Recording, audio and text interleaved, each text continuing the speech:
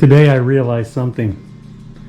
I had to put up this wall before the electrician got here, probably tomorrow. And yeah, so got this kind of all weirdly measured out. It's a real off wall here. So yeah, it was kind of hard to get everything 16 on center, but the frame comes 2 feet from the wall, 36 inches for the door, 16, and then I just divided these two up, the last two here, evenly. It's solid. It's bolted into the floor. 2 on this one, 2 on this one. There's not going to be any weight on these walls or nothing, but that's not going to move. I had to cut into the ceiling here on this side to get this one in.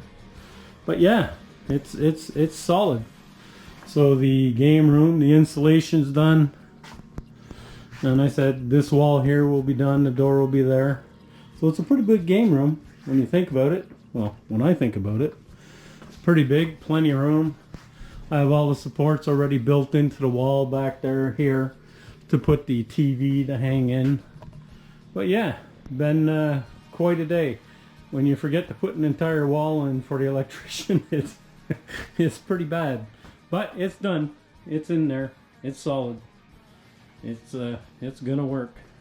So there's the update for the game room.